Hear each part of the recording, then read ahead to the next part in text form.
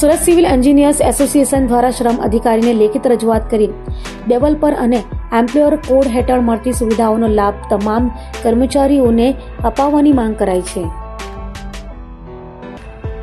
Surat civil engineers association દ્વારા કરવામાં આવેલી રજૂઆતમાં જણાવાયું છે કે સરકાર દ્વારા ડેવલપર અને એમ્પ્લોયર કોડ હેઠળ કર્મચારીઓ માટે અનેક કલ્યાણકારી યોજનાઓ અમલમાં છે, જેમાં આરોગ્ય સહાય, અકસ્માત સહાય, પ્રોવિડન્ટ ફંડ, ગ્રેજ્યુટી અને પરિવાર સુરક્ષા જેવી સુવિધાઓનો સમાવેશ થાય છે. એસોસિએશનને રજૂઆતમાં ઉલ્લેખ કર્યો છે કે બિલ્ડર અને એન્જિનિયરિંગ ક્ષેત્રના અનેક કર્મચારીઓ લાંબા કલાકો સુધી કામગીરી કરે છે, છતાં તેઓ આ લાભોથી વંચિત રહે છે.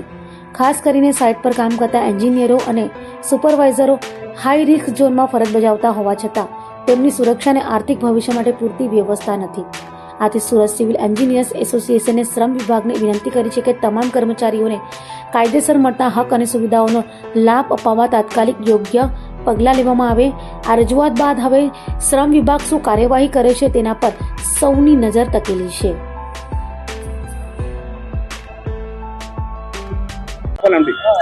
નમસ્કાર, મારું નામ હિતનભાઈ ફટાણિયા છે. અમે સુરત સિવિલ એન્જિનિયર્સના બધા મિત્રો અત્યારે લેબર કમિશનર શ્રીને આવેદન પત્ર સોંપેલું છે કે સુરત સિવિલ એન્જિનિયર, સુરતની અંદર જે સિવિલ એન્જિનિયરો વર્કિંગમાં છે એમનું શારીરિક અને માનસિક શોષણ થાય છે, તો એ અટકાવવામાં આવે. એક તો ગવર્મેન્ટ દ્વારા ફિક્સ કલાકો નક્કી કરેલું છે કે એક દિવસમાં 8 કલાક કામ કરી શકે અથવા તો અઠવાડિયાના 48 કલાક કોઈ પણ એમ્પ્લોય કામ કરી શકે.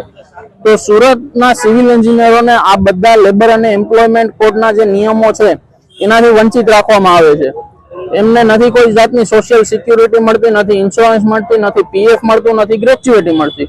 તો આ બધી જાતનો ગવર્મેન્ટ દ્વારા જે સ્પેસિફાઈ કરેલી નિયમો છે એ સિવિલ એન્જિનિયર્સને મળતી નથી.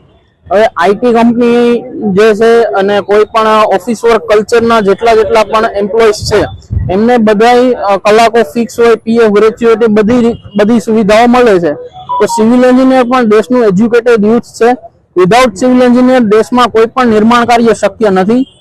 તો અમારે ગવર્મેન્ટ શ્રીને અને લેબર કમિશનર શ્રીને આટલું જ નિવેદન છે કે આ સિવિલ એન્જિનિયર્સનું જે શારીરિક અને માનસિક શોષણ જે થાય છે એમને અટકાવવામાં આવે અને આ બાજુ ધ્યાન દોરે.